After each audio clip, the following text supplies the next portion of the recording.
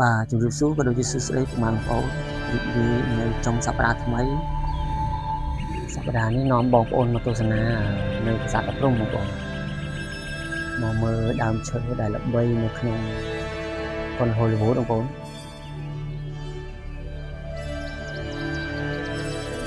ឥឡូវយើងមកដល់ហើយបងប្អូនឥឡូវយើងធ្វើការរកកន្លែងផ្ញើកង់បន្តិចសិន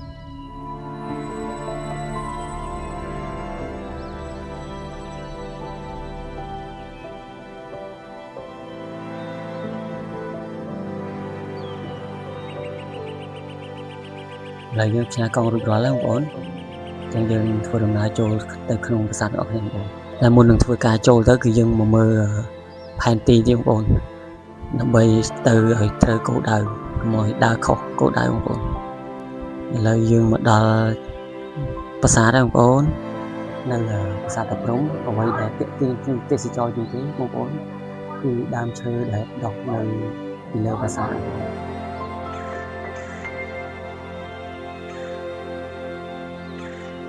បងប្អូនឥឡូវយើងមកដល់ដើមឈើវិញទៀត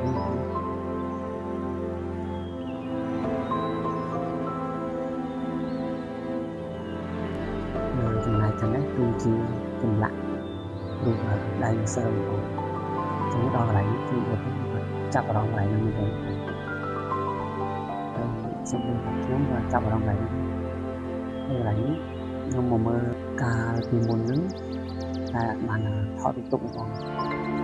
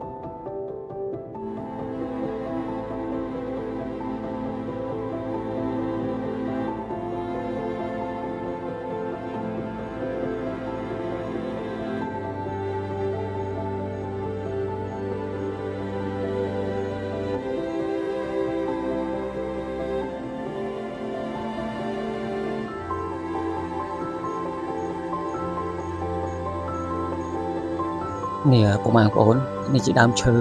ពោះបងប្អូនគេដាក់ឈ្មោះដើមឈើពោះដោយសារតែឫសវាហ្នឹងគឺដុះនៅលើប្រាសាទហ្នឹងគឺលូនខ្វាត់ខ្វែងនៅលើដូចជាពោះអញ្ចឹងបងប្អូន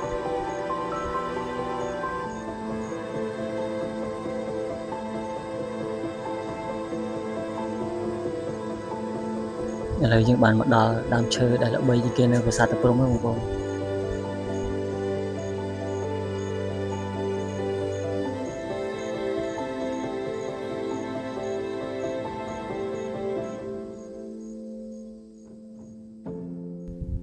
សម្រាប់ខ្ញុំវិញដើមឈើក៏ចាប់អារម្មណ៍ហើយឃ្មុំ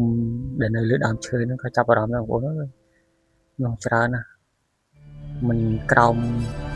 20សបុកទេបងប្អូន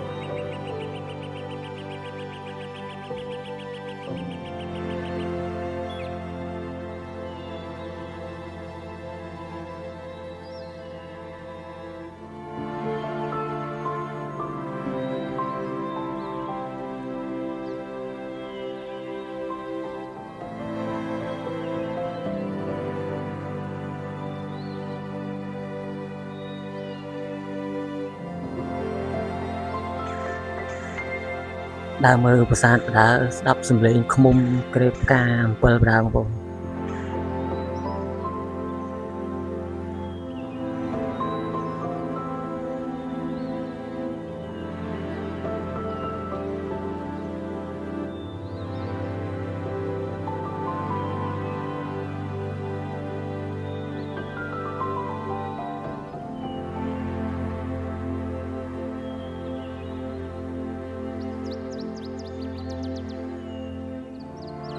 នេះពុកម៉ែបងប្អូនខ្ញុំមកដល់នេះខ្ញុំអង្គុយស្ដាប់ក្នុងបន្ទស្សខ្ញុំអត់តាន់តាណាទេខ្ញុំថតចុះថតឡើងថាសលេងនេះមកពីណាដល់ពេលខ្ញុំមិនអស់ចិត្តខ្ញុំចូលទៅក្នុងបងប្អូនអើយពីក្រុមការងារដែលគាត់យាមប្រាសាទគាត់ច្រៀងបំពេកូនខ្ញុំឯងលើបោះសក់ជ្រោម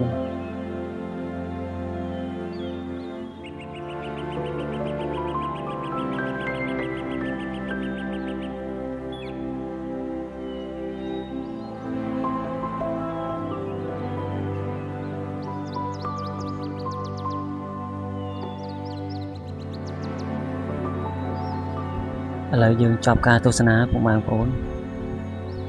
អញ្ចឹងយើងធ្វើការចេញដំណើរទៅមុខទៀតបងប្អូនគោលដៅយើងចេញពីនេះទៅគឺយើងទៅអ្នកពាន់ជីកង់នៅក្រោយផ្លូវអ្នកពាន់តិចបងប្អូនអរគុណពុកម៉ែបងប្អូនសម្រាប់ការទស្សនាជួបគ្នានៅវីដេអូក្រោយបាយបាយ